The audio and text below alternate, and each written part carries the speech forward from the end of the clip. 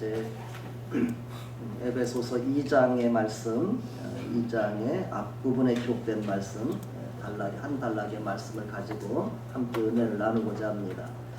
성경의 제목이 허물과 죄로 죽었던 너희를 살리셨도다 이렇게 되어 있죠. 우리 한번 같이 우리 제목을 한번 더 읽어보도록 하겠습니다. 시작. 허물과 죄로 죽었던 너희를 살리셨다. 아멘. 하나님께서 예수 그리스도를 통해서 허물과 죄로 죽은 우리들을 살리시는 이 은혜를 지금도 교회를 통해서 베풀어 주심을 믿습니다. 우리가 주님 앞에 나온 것, 교회에 나온 것이 바로 하나님의 이 은혜에 우리가 참여하게 되는 은혜인 줄로 믿습니다. 우리가 뭐 다 뉴스를 봐서 이렇게 지금 듣는 것처럼 이렇게 바이러스를 통해서도 이렇게 많은 사람들이 이렇게 지금 두려워하고 또 생명을 잃기도 하고 이런 상황에 있죠. 이제 그런 뉴스를 보면서 제 마음에 이렇게 드는 생각은 우리가 이 세상에서 누구나 평안하게 살기를 바라지만 그러나 이 세상에 우리가 예측할 수 없는 그런 수없는 재난들이 재앙들이 이 땅에 다가오고 있다는 걸 우리는 생각을 해야 됩니다.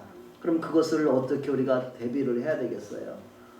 이제 여기서 이제 수없는 사람들이 두려워할 때 나타나는 것이 여러 사이비 종교들이 나타나는 거예요. 어떻게 해야 된다, 어떻게 된다, 많은 이야기들이 오갑니다. 지금도 그럴 때 우리 마음에 어떻게 해야 이거 안 그러니까 어떻게 하면 피할까, 어떻게 하면 살까 막 이런 마음이 들잖아요. 그러나 우리가 이때 생각할 것은 우리에게 일시적인 것이 아닌 영원하게 사는 길은 누구밖에 없어요? 예수님밖에 없는 거예요. 예수님을 우리가 복음을 듣고 받아들이면 예수님 안에 있는 영생과 하나님의 나라를 우리가 받는 그런 은혜를 받는 것이고, 우리가 다른 아무리 뭐 좋은 것을 쫓아간다 할지라도 예수 그리스도 없다면은 우리에게는 일시적인 것밖에는 얻지 못하고 마지막은 죽음과 심판이라는 것을 우리가 생각을 해야 됩니다. 그래서 특별히 이제 요한계시록의 말씀을 우리가 요한을 통해서 장차될 일들을 우리에게 기록한 것이기 때문에 그 장차될 일이 그냥 묶여 있는 것이 아니라 지금 어떻게 역사 속에서 진행 중에 있는 그것을 향해서 나가고 있는 것이죠. 하나님의 역사는 지금도 계속 진행 중에 있는 것을 우리가 생각할 때 이런 이제 요한계시록에 나오는 여러 가지 이 땅에 하나님의 심판의 심판을 베풀기 전에, 본격적인 심판을 행하기 전에 하나님께서 여러 재난을 통해서 그 고통을 통해서 인간들에게 깨닫고 돌아오게 하는 역사가 그것이죠.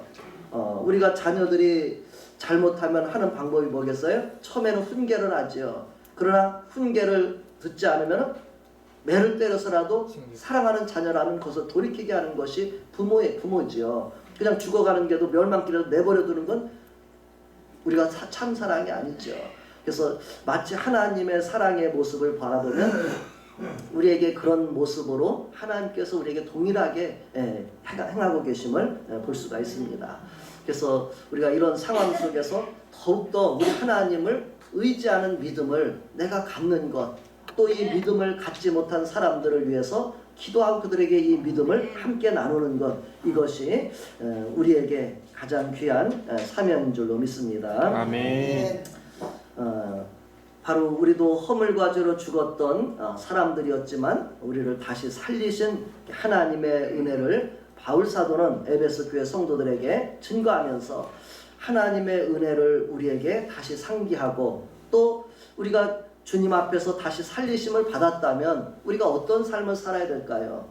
그 다음 이 부분도 사실은 엄청 중요한 거예요. 그렇죠? 우리가 이 세상에 태어나는 것만으로 끝이 아니라 태어나서 어떻게 살아가는 거가 우리가 그 다음에 이어지는 삶의 우리에게 결과가 되잖아요. 그래서 우리가 예수님을 이제 받아들였다면 지금부터 내가 하나님 앞에 어떻게 살아가야 되는가를 우리가 배워가고 아는 것, 이것이 성도가 이제 예수님을 믿어서 의롭다함을 받은 것은 선물이고, 그 다음에는 뭐냐면 믿음으로 하나님 앞에서 자라가는 것, 그리스도를 닮아가는 것을 성화라고 이렇게 말합니다. 그리스도인의 성화라고 말해요.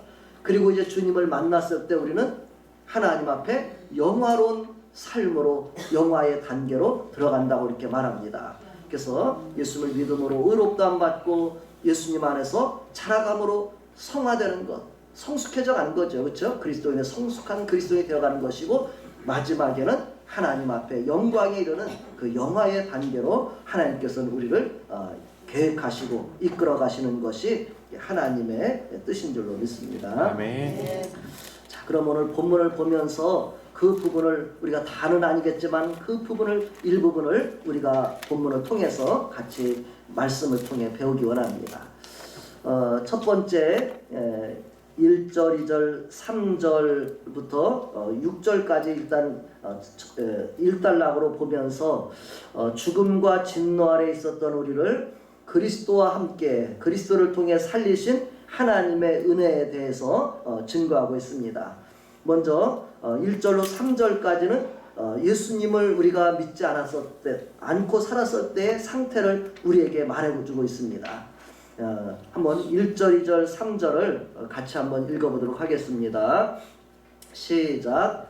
그는 허물과 죄로 죽었던 너희를 살리셨도다. 그때 너희는 그 가운데서 행하여 이 세상 풍조를 따르고 공중의 권세 잡은 자를 따랐으니 곧 지금 불순종의 아들들 가운데서 역사하는 영이라. 전에는 우리도 다 그 가운데서 우리 육체의 욕심을 따라 지내며 육체와 마음에 원하는 것을 하여 다른 이들과 같이 본질상 진노의 자녀이었더니. 아멘.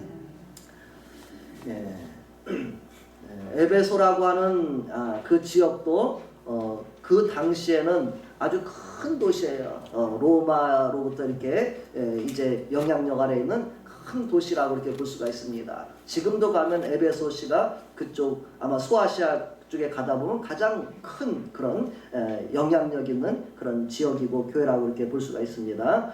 근데 그들에게 바울이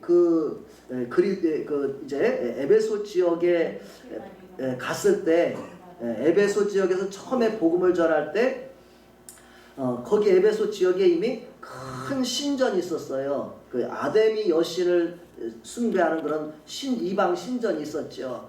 그리고 지금도 가보면 그 큰 신전 옆에 조그만하게 오두막집처럼 그 신전에다 붙여서 바울이 거기다 집을 짓고 거기서 복음을 전해요. 보니까 그래서 거기서 이제 아마 신전에 오는 사람들에게 복음을 전했을 것 같아요. 근데 이제 거기서 처음에 석 달 동안을 복음을 전하니까 받아들이는 사람도 있고 또 그 도를 비방하는 사람들이 나타나는 거예요. 그러니까 바울이 그때 그 복음을 받아들이는 사람들만 따로 모아서 두란노 서원이라는 곳에서 2년 동안을 가르쳤다 이렇게 이야기합니다. 그랬을 때 어떤 역사가 일어났냐면 아시아에 사는 수많은 허다한 사람들이 이 도를 믿고 주님을 따랐다고 이렇게 사도행전에 보면 기록하고 있습니다. 그래서 그 당시에 이렇게 큰 신전을 가지고 거기서 신을 숭배하던 그 사람들이 바울을 통해서 예수 그리스도의 이야기를 복음을 듣고서 예수님을 받아들임으로 그들이 하나님의 백성이 되었다는 것인데요. 우리가 예수님의 복음을 받기 전에 그들의 상태가 어떠한가를 바울 사도는 우리에게 증거해주고 있죠. 예수님을 받아들이지 않고 살던 우리의 삶의 상태를 우리가 어떤지를 알 수가 없잖아요. 내가 사는 것이 어떤 상태인지 나를 진단해주는 사람이 없잖아요. 그렇죠? 누가 진단해줘요? 부모가 진단해줘요? 선생님이 진단해줘요? 아무도 우리 인생의 상태를 진단해줄 수 없잖아요. 그런데 하나님께서 우리의 그 상태를 어떻게 진단했냐면 1절에 보면 그는 허물과 죄로 죽었던 너희를 살리셨도다 이렇게 표현합니다. 우리 상태가 어떤 상태였다고요? 허물과 죄로 죽었던 상태라고 이야기하는 거예요. 그래서 저기 허물이라는 것도 도덕적인 또 종교적인 죄를 말하는 거더라고. 허물도. 그래서 우리가 하나님 앞에 죄로 인해서 우리는 다 죽었던 상태라고 이렇게 말하는 거예요. 그 표현을 조금 쉽게 표현하면 그럴 것 같아요. 우리의 인생이 지금 여기 있던 꽃이 좀 시들어서 좀 내려놨는데, 이 꽃이 이쁘다고 우리가 꽃 이쁘면 어떻게 해요? 아, 이쁘다, 이쁜 꽃 꺾잖아요. 그렇죠? 꺾어가지고 집에 와서 이 꽃병에다 이렇게 물을 담아서 이렇게 꽂아 놓습니다. 그러면 이 꽃이 이쁘게 활짝 피어 있어요. 그러면 이 꽃이 우리가 살았다고 말할 수 있어요? 죽었다고 말할 수 있어요? 이렇게 활짝 피었으니까 살아있는 모습이에요. 살아있는 모습인데, 그런데 꺾여졌기 때문에 여기 줄기로부터 끊어졌기 때문에 사실은 죽은 것과 같다고 이렇게 이야기합니다. 그 모습을 베드로 사도도 그렇게 표현을 했고, 또 우리에게 그 요한계시록의 7교회, 대표적인 7교회를 이렇게 소개하면서 요한계시록 3장 1, 2, 3절에 보면 4대 교회를 그렇게 소개해요. 4대 교회가 위치한 지역은 금광이 있는 그런 지역이에요. 그래서 지금도 가면 거기 이렇게 광산에 있던, 그래서 광산은 또 흘러내리는 냇물인데 그 냇가에도 금이 있을 정도로 아주 금이 많은 나오는 그런 지역이라는 거죠. 그러면 그 지역이 어떻게 되겠어요? 아주 잘 사는 지역이에요. 부유한 지역이에요. 그런데 하나님께서 그 4대 교회를 향해서 뭐라고 하냐면, 너희들은 나는 부유하다 이렇게 하지만 실상은 너희는 살았다 하는 이름은 가졌지만 죽은 자다, 그렇게 표현하고 있습니다. 우리가 하나님 앞에서 세상적으로 부유하지만은 내 마음에 하나님을 향한, 예수 그리스도를 향한 믿음이 없다면 우리는 죽은 자와 같다고 이렇게 표현하는 것이죠. 그리고 베드로 사도가 한 말씀 중에서 베드로전서 1장에 보면 그렇게 말합니다. 모든 육체는 풀과 같고 그 영광은 풀의 꽃과 같으니 풀은 마르고 꽃은 시드나 주의 말씀은 세세토록 있느니라, 이렇게 말합니다. 모든 육체는 풀과 같고, 조금 전에 말씀드린 풀과 같은 예쁜 한 꽃과 같은 것이 있어요. 그러나 꽃도 풀도 다 어떻게 돼요? 시들고 마르잖아요. 그러나 주의 말씀은 세세토록 있도다, 이렇게 말씀합니다. 우리의 인생도 마찬가지잖아요. 지금은 우리가 젊을 때는 다 누구나 파란 꽃잎처럼, 우리가 새싹처럼 돋아나고 또 거기에 아름다운 꽃도 피어요. 그러나 시간이 지나면 우리도 다 시들어지고 꽃도 지고 우리 풀도 다 시들어서 마르면 어떻게 되겠어요? 갖다가 그 마른 풀을 갖다가 우리가 불에 던져서 이렇게 사르고 이렇게 그런 것처럼, 그것이 우리의 인생의 모습이라고 표현하는 것입니다. 이렇게 우리의 인생을 성경은 죄로 인해서 우리 인생은 죽은 자와 같다고 표현하는 것이죠. 우리가 창세기 1, 2, 3장을 읽어보면 금방 그 부분을 이해할 수 있을 것 같아요. 그렇죠? 하나님이 우리를 하나님의 형상대로 창조하시고 하나님의 호흡을 불어넣어서 우리 속에 생명이 되게 하셨다. 살아있는 영을 가진 그런 존재로, 살아 움직이는 존재로 만들어줬어요. 그러나 우리가 3장에서 보면 하나님의 지음받은 천사 중에 타락한 천사가 있다고 말하죠. 우리가 루시퍼라고 말해, 그렇죠? 세상에서는 루시퍼라는 그 천사를 막 찬양하고 노래하는 그런 노래도 있어요. 마귀를 막 찬양하는 노래도 있어요. 그 루시퍼가 타락한 천사인데 결국은 에덴 동산에 있는 아담과 하와에게 다가와서 하와를 유혹해 가지고서 하나님이 먹지 말란 선악과를 따먹게 만들지요. 그러니까 결국은 처음 인류가 이제 그 하나님 앞에 불순종하고 범죄한 것, 이것을 원죄라고 말하잖아요. 그리고 나서 아담과 하와가 바로 죽은 것이 아니에요. 그 다음에 하나님께서는 그래도 하나님 범죄한 아담에게 찾아오시고 하와에게 찾아오셔서 너희가 어디에 있느냐 하면서 찾아오시죠. 그리고 그들에게 하나님께서 그 불순종으로 말미암아 고통을 당하게 해요. 그렇죠? 남자는 이마에 땀이 흐르도록 수고해야만 소산을 먹게 될 것이고, 여자는 잉태하는 고통이 더해질 것이고, 이런 이야기를 하죠. 그리고 또 뱀을 저주하는 그런 내용이 나옵니다. 이 이후로 우리의 인생 가운데는 하나님 앞에 범죄하기 이전에는 죽음이라는 것이 우리에게 존재하지 않았던 거예요. 아멘. 아멘. 우리가 죄가 없다면 우리는 죽음도 없는 거예요. 그러나 죄를 범함으로 말미암아 죽음이 이 세상에 들어왔다는 거예요. 그래서 로마서 5장에도 보면 한 사람의 불순종으로 말미암아 범죄함으로 죄가 이 세상에 들어왔고 죄가 모든 사람 위에 왕노릇한다 이렇게 표현합니다. 죄가 죽음이 우리에게도 왕노릇하잖아요. 그렇죠? 이렇게 죄와 죽음이 우리를 지배하는 이 세상 가운데 놓여져 있다는 것을 표현하고 있는 것입니다. 자, 2절 3절도 한 번 더 읽어봅니다. 허물과 죄로 죽었던 상태를 이야기하는데 우리의 그 삶이 어떤 삶이 허물과 죄로 죽은 상태인가를 2절 3절은 표현하고 있겠죠. 우리 2절 3절 읽습니다. 시작. 그때 너희는 그 가운데서 행하여 이 세상 풍조를 따르고 공중의 권세 잡은 자를 따랐으니 곧 지금 불순종의 아들들 가운데서 역사하는 영이라. 전에는 우리도 다 그 가운데서 우리 육체의 욕심을 따라 지내며 육체와 마음에 원하는 것을 하여 다른 이들과 같이 본질상 진노의 자녀이었더니. 아멘. 2절에 보면은 우리가 2절에 보면 있잖아요. 그때 너희는 그 가운데서 행하 이 세상 풍조를 따르고 이 세상을 따라가는 것, 또 공중의 권세 잡은 자를 따르는 것. 그 공중의 권세 잡은 자가 밑에 보면 뭐냐면 불순종의 아들들 가운데서 역사하는 영이다 이렇게 말하죠. 그 뭐겠어요? 악한 마귀와 그를 따르는 여러 귀신들을 말하는 거죠. 우리가 그것을 따라서 이 세상을 따라서 살아가는 것 자체가 이미 죄와 마귀의 종노릇하는 삶이었다는 거예요. 이것을 우리가 어디서 듣고 알겠어요? 오직 하나님의 복음을 통해서만 아는 거죠. 내가 이 세상을 따라가서 살아가는 삶이 결국은 불순종의 아들들 가운데 역사하는 마귀의 영에 따라서 사는 것이구나. 이렇게 우리가 성경은 알려주고 있잖아요. 그리고 우리가 이 세상을 따라 살아가는 것이 세상에서는 뭘 죄라고 말하겠어요? 누가 죄라고 말해요? 이 세상을 따라서 살아가는 것이 당연한 것이고 아름다운 것이라고 표현할지도 모르겠어요. 그런데 이 세상을 따라가는 것이 죄라는 것을 요한일서 2장 15절, 16, 17절에 보면 요한 사도는 우리에게 또 소개하고 있는데 잠깐 그 부분을 우리가 보면 유익할 거라 생각됩니다. 한번 우리 요한일서 2장 15, 16, 17절을 잠깐 한번 같이 읽어봅시다. 시작. 이 세상이나 세상에 있는 것들을 사랑하지 말라. 누구든지 세상을 사랑하면 아버지의 사랑이 그 안에 있지 아니하니.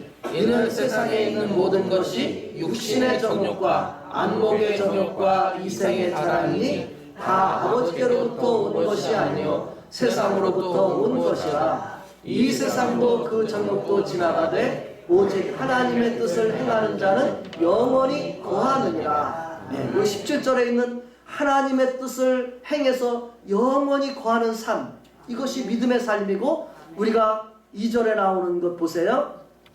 여기 6절에 이 세상에 있는 모든 것이 뭐예요? 육신의 정욕, 안목의 정욕, 이생의 자랑. 이 세상의 삶이 이것이라는 것이죠. 그러나 이것이 다 아버지께로부터 온 것이 아니라는 거죠. 하나님께서 주시는 그런 것들이 아니라 마귀가 주는 생각이고 또 죄로 타락한 우리의 죄로부터 나오는 것들이라는 거예요. 육신의 정욕, 안목의 정욕, 이생의 자랑들. 제가 처음 대학교 1학년 12월 달에 교회를 이제 처음 나왔다가 이제 2월 달쯤에 성경책을 하나 이렇게 이제 바로 샀겠죠. 1월쯤에 샀는데 그 서점에 있는 분이 처음 성경책을 주는데 중국 성경책을 주는 거예요. 서점에 있는 거 그냥 가지라고 주는 거예요. 근데 거기에다가 이 구절을 써서 주더라고요. 저는 아직 믿음이 아주 어린 단계였잖아요. 근데 이 세상이나 세상의 것 사랑하지 말라. 이 세상 것 다 아버지께로부터 온 것 아니고, 그러면서 주의 뜻을 행하는 자는 영원히 거하느니라. 뭐 그 말이 다 무슨 뜻인지 모르지만, 그러나 우리가 아버지의 뜻대로 아버지께로 사는 사람들은 영원히 거한다. 그 말씀이 좋은 것이죠. 다 이해하지 못하지만 하나님의 뜻대로 살면 영원히 사는 것이구나. 이제 그렇게 해서 그것을 선물로 그때 제가 이렇게 받았습니다. 그래서 그리고 제가 그 말씀이 지금도 마음에 이렇게 남아 있겠죠. 그래서 우리가 이것을 보면서 이 세상을 따라 사는 것이 결국은 마귀를 따라 사는 것이고 또 죄악대로 사는 것이구나. 그리고 우리가 이제 이러한 삶 가운데서 하나님 앞에 우리가 은혜를 받지 않으면 우리는 죽음 가운데 멸망 가운데 이르는 삶이구나, 이렇게 깨닫게 되는 것입니다. 그래서 그 이제 본문으로 돌아서 3절에도 보면 그렇게 표현하잖아요. 본문 3절에 한번 봅시다. 우리의 삶의 모습이 어땠는지를 다시 한번 생각해 보시기 바랍니다. 시작. 전에는 우리도 다 그 가운데서 우리 육체의 욕심을 따라 지내며 육체와 마음에 원하는 것을 하여 다른 이들과 같이 본질상 진노의 자녀였더니. 여기 보세요. 뭐 나쁜 게 뭐가 있어요? 육체의 욕심 따라 지내며 육체와 마음에 원하는 것을 하여. 얼마나 좋아요. 그렇죠? 세상 사람 이렇게 살면 아주 좋다고 말하는 거예요. 내 마음대로 그냥 막 살 수 있다면 얼마나 좋겠다고 생각해요. 그러나 이것이 뭐예요? 육체 욕심을 따라 지내고 육체와 마음에 원하는 것을 하는 것이 뭐예요? 본질상 진노의 자녀라는 거예요. 진노의 자녀. 깨닫는 은혜가 있기를 바랍니다. 우리가 이런 것을 깨달을 때 이 세상에서 하나님의 은혜를 따라 살게 되는 거예요. 이걸 깨닫지 못하면 우리가 믿음도 좋지만 이 세상도 즐기면서 살아야 되지 않느냐, 이렇게 우리가 자꾸 이야기를 하는 것이죠. 그것을 또 따라가기 쉬운 거예요. 그러나 우리가 이렇게 살아가는 것이 하나님 앞에 진노 가운데 사는 삶이구나, 이렇게 우리가 말씀을 통해서 듣고 깨달아야 될 줄로 믿습니다. 자, 이렇게 우리도 다 이런 삶을 살았습니다. 우리도 복음을 알지 못하는 우리 모두가 다 이렇게 우리도 살던 사람인 줄로 압니다. 그러나 이런 우리를 하나님께서 어떻게 살리셨는지를 이제 그 1절의 내용을 좀 더 확대해서 4, 5, 6절에 표현하고 있습니다. 어떻게 하나님 우리를 살리셨는지 4, 5, 6절을 보겠습니다.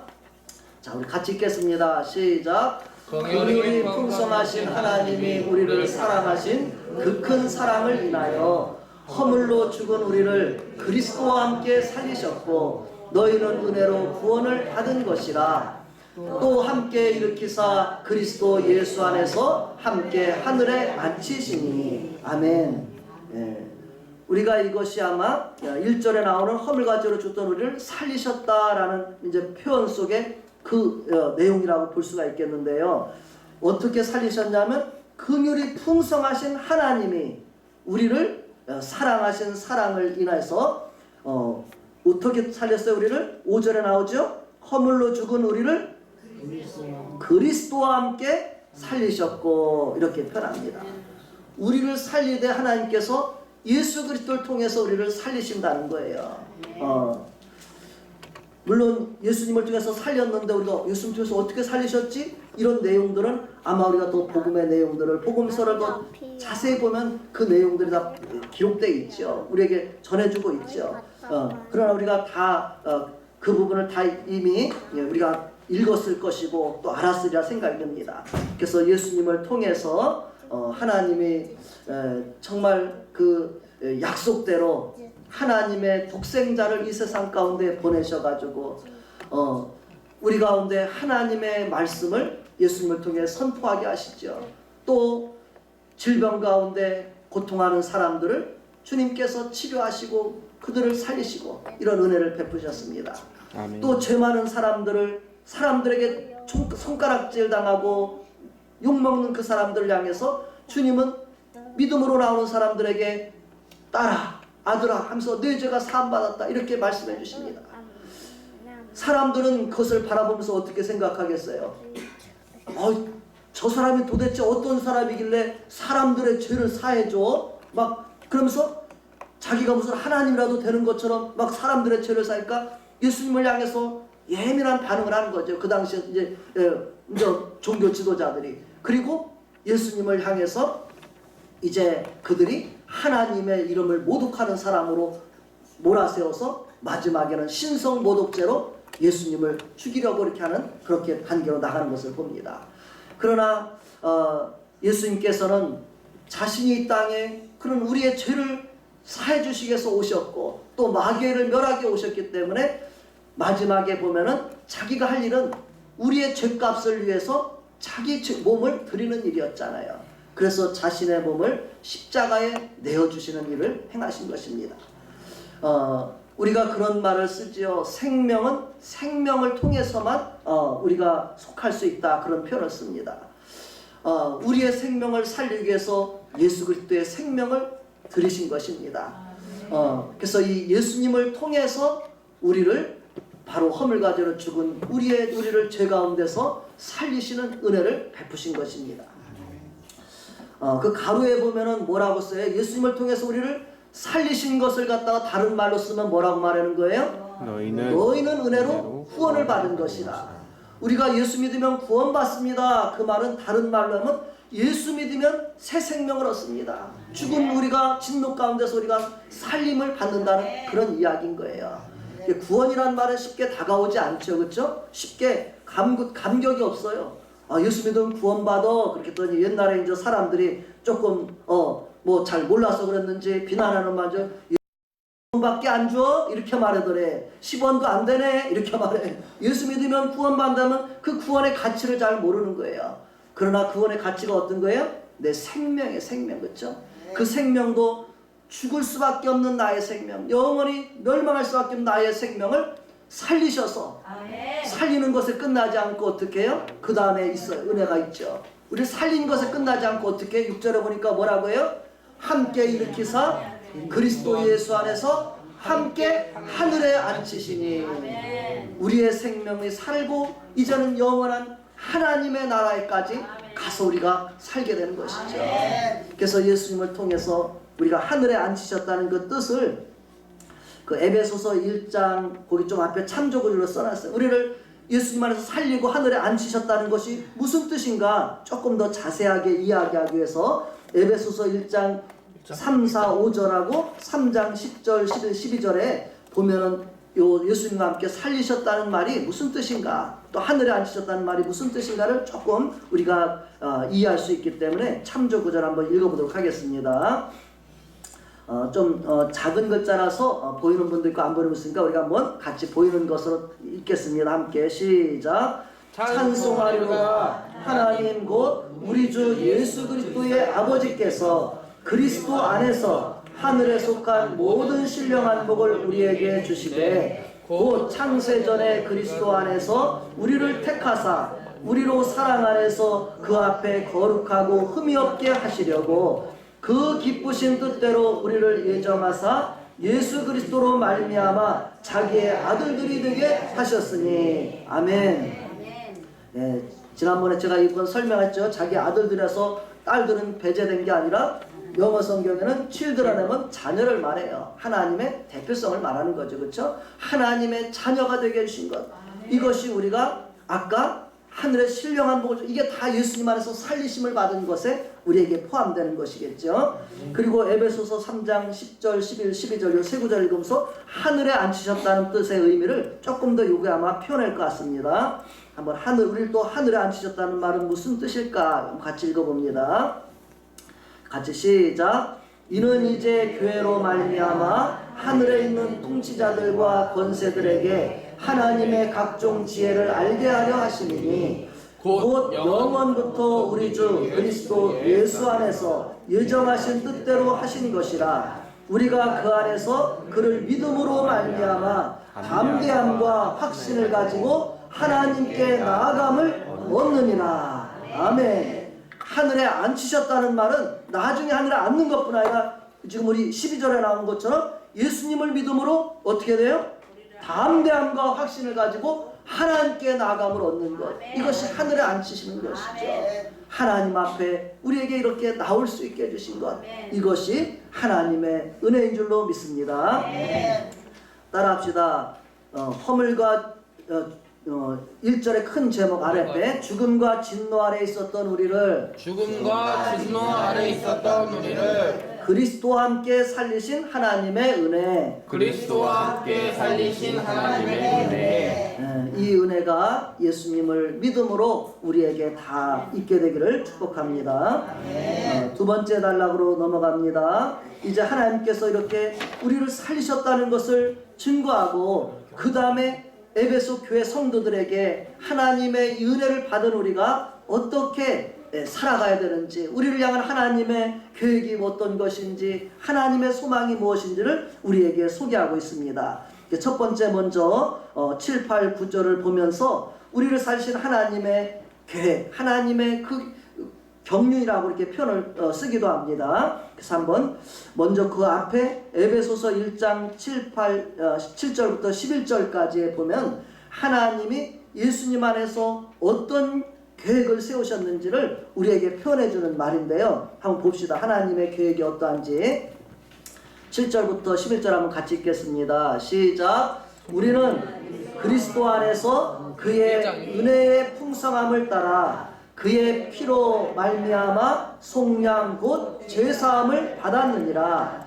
이는 그가 모든 지혜와 총명을 우리에게 넘치게 하사 그 뜻의 비밀을 우리에게 알리신 것이요 그의 기뻐하심을 따라 그리스도 안에서 때가 찬 경륜을 위하여 예정하신 것이니 하늘에 있는 것이나 땅에 있는 것이 다 그리스도 안에서 통일되게 하여 하시니라. 모든 일을 그의 뜻의 경정대로 일하시는 이의 계획을 따라 우리가 예정을 입어 그 안에서 기업이 되었으니. 아멘. 거기에 말씀에 쭉 보면 하나님께서 그리스도 안에서 그의 피로 말미암아 우리에게 죄사함을 주시고 또 우리에게 그 뜻의 비밀을 알리셨다 이렇게 말해. 하나님의 그 뜻의 비밀들을 우리에게 알려주시고 또 그리스도 안에서 때가 찬 경륜이란 단어가 나오고 또 그 뜻의 결정대로 일하시는 이의 계획을 따라서 이렇게 행하셨다 그런 표현이 나오죠. 그래서 이것을 이제 우리가 이런 신학적인 용어라고 쓰는데요. 하나님의 구속의 경륜 그렇게 표현을 합니다. 우리말로 쉽게 하면 하나님의 구속의 계획, 구원의 계획이겠죠. 하나님 우리를 통해서 예수님을 통해서 우리 가운데 이루어 주실 그런 계획을 말해주고 있는 것입니다.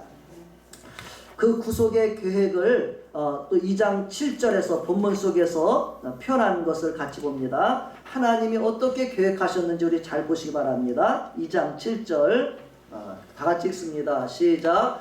이는 그리스도 예수 안에서 우리에게 자비하심으로써 그 은혜의 지극히 풍성함을 오는 여러 세대에 나타내려 하심이라. 아멘. 하나님께서 이렇게 우리를 허물과 죄로 죽고 진노하였던 우리를 예수님을 통해서 살리시는 이 은혜는 어떤 것이냐면 여기 7절에 보세요. 이는 그리스도 예수 안에서 우리에게 자비하심으로써 그 은혜의 지극히 풍성함을 어떻게 한다고요? 오는 여러 세대에 나타내려 하심이라 이렇게 말합니다. 이 하나님의 은혜는 우리에게 머무는 것이 아니라 뭐예요? 오는 여러 세대 가운데 나타내기 위해서 하나님의 이 일을 지금 계획하시고 이루어가고 계시다는 거예요.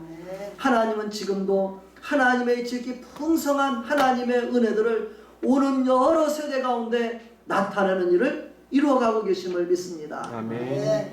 지금 우리나라 가운데 또 중국 가운데 북한 가운데 전 세계 가운데 지금도 하나님의 은혜의 풍성함을 나타내고 계시는 거예요. 지금 재난으로 인해서 말할 수 없는 고통을 당하고 있지만은 하나님의 이 은혜 가운데 참여할 수 있도록 하나님께서 이것도 일깨우는 일이라고 우리가 생각이 듭니다. 그래서 때때로 이런 이야기를 할 때는 매정하게 느낄 때도 있을지도 몰라요. 저 인도네시아 지진이 일어나서 막 그 쓰나미가 쫙 한 그 도시를 반도체 도시 20만 몇천이 살고 30만 정도 되는 인구 중에 22만인가 죽었어요. 3분의 2가 죽은 거예요. 그렇죠? 바닷물이 쫙 하면서 도시의 사람들 그냥 다 그대로 그냥 수장시켜버리는 그런 일이 있었죠.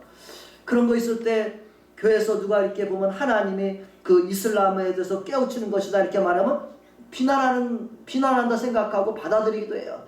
그러나 시간이 지나고 보면 하나님의 거기에 뜻없는 것, 우연한 것은 아무것도 없어요. 하나님의 계획하심이 있어요. 이제 그렇게 말했을 때 사람들은 막 비난을 하고 그렇게 써요.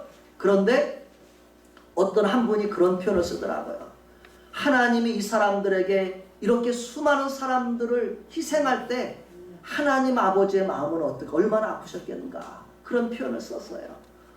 우리가 그 이슬람권이 거기가 얼마나 왕성한지 모르죠. 그 인도네시아 그쪽이 이슬람이 아주 왕성한데요.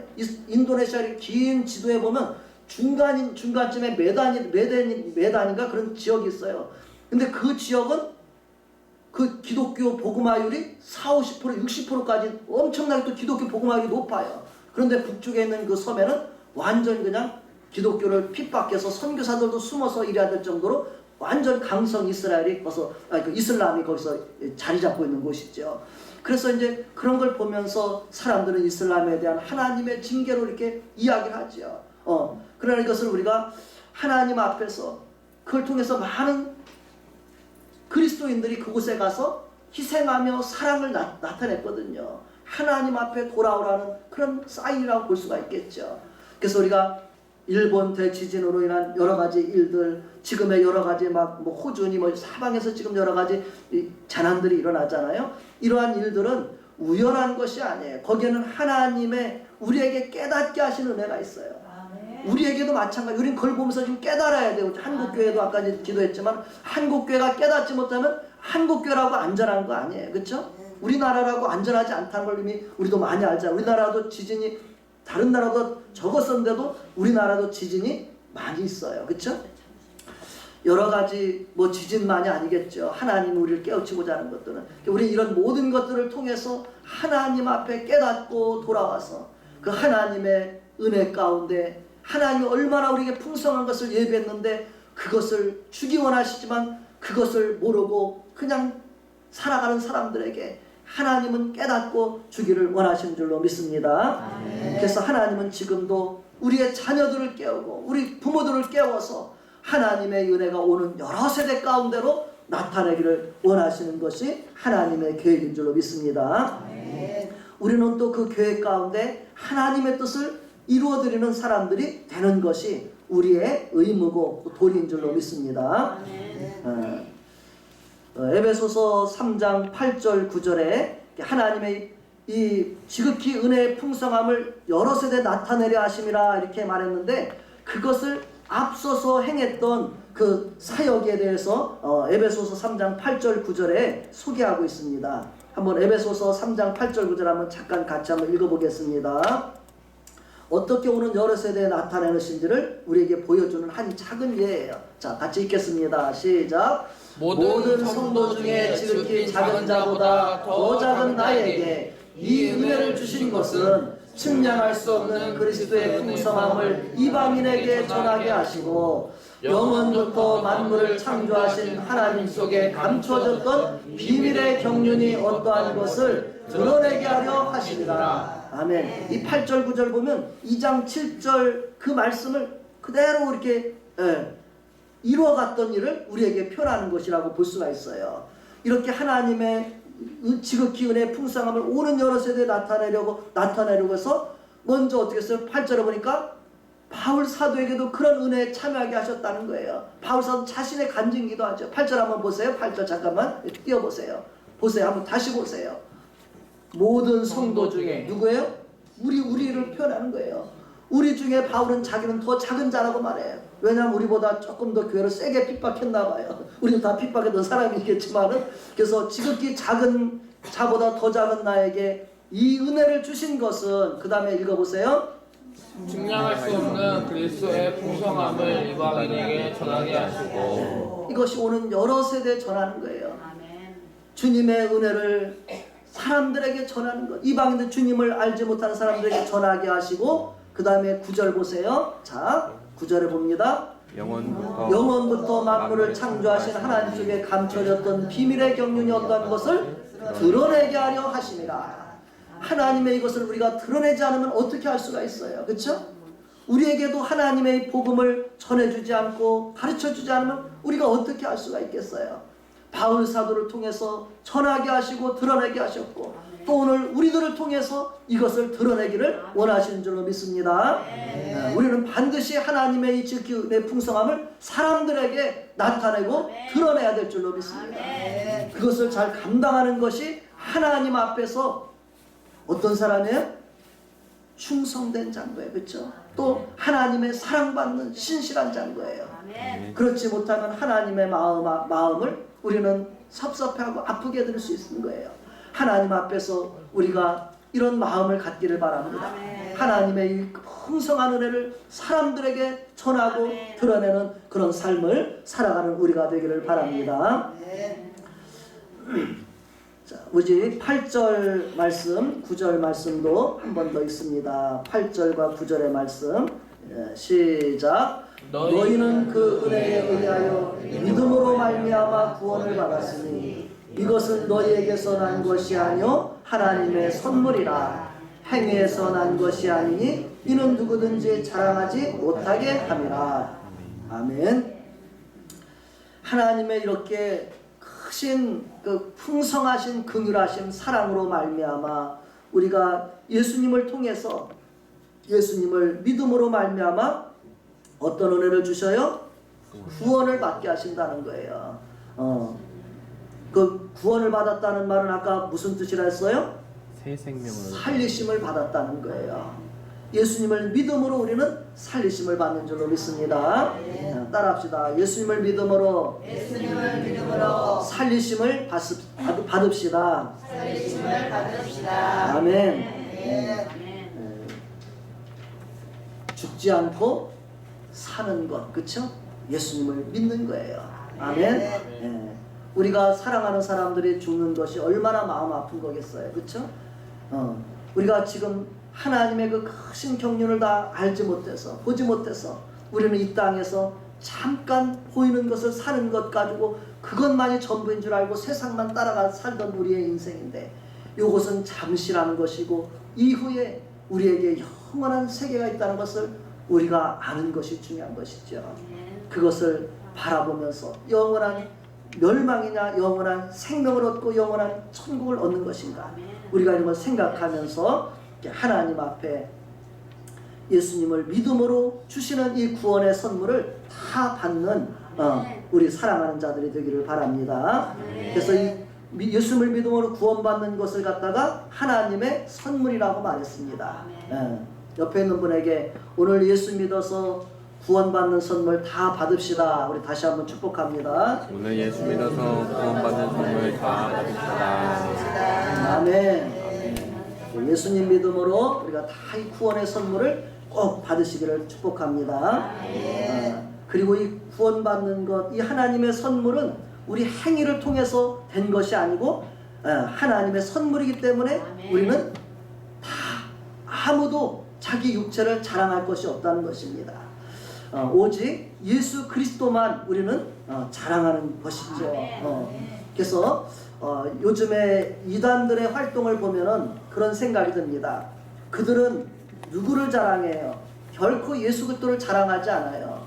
그들의 복음 증거 내용을 보면은 예수님 이야기를 하고 자랑하는 것이 아니라 다 자기들의 교주가 한 이야기를 이야기하는 거예요. 교주를 자랑하는 거예요. 교주 자랑.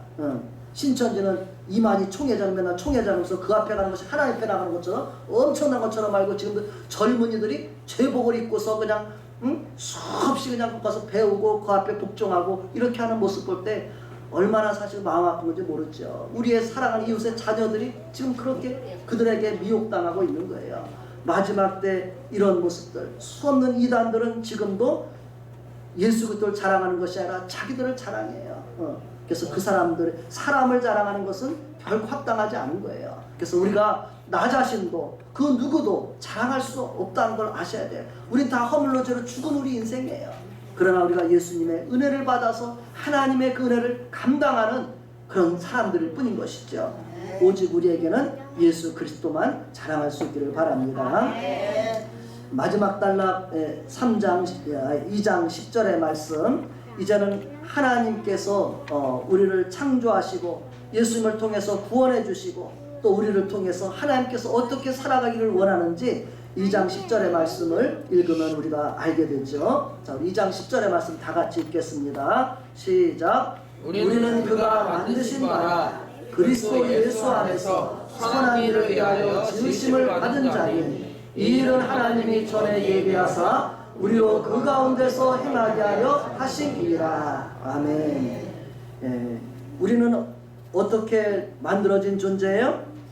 하나님의 선한 하나님께서 만드신 존재라는 거예요. 하나님이 우리의 누구예요? 창조주라는 거예요. 따라합시다. 하나님이 나의 창조주이십니다. 그리고 하나님은 그 다음에 어떻게 했어요? 우리는 그가 만드신 바라. 그 다음에 뭐예요? 그리스도 예수 안에서 선한 일을 위하여 지으심을 받았다. 이렇게 말합니다. 우리는 이제 하나님의 창조 피조물일 뿐만 아니라 예수님 안에서 선한 일을 위해서 새롭게 우리가 함을 받은 사람들이라는 것입니다. 예수님 안에서 우리는 새로운 사람이 된 거예요. 그렇죠? 예수님 안에서 새 생명을 얻은 거예요. 그래서 예수님 안에서 새롭게 지음받은 거예요. 그래서 이것을 우리가 성경에서는 거듭남이라고 이렇게 표현을 쓰죠. 예수님 안에서 우리는 새롭게 지음을 받았습니다. 그리고 우리가 하나님 안에서 선한 일을 위해서 또 선한 일을 행하게 하려 하심이라 이렇게 말하고 있습니다. 이 선한 일이 무엇일까요?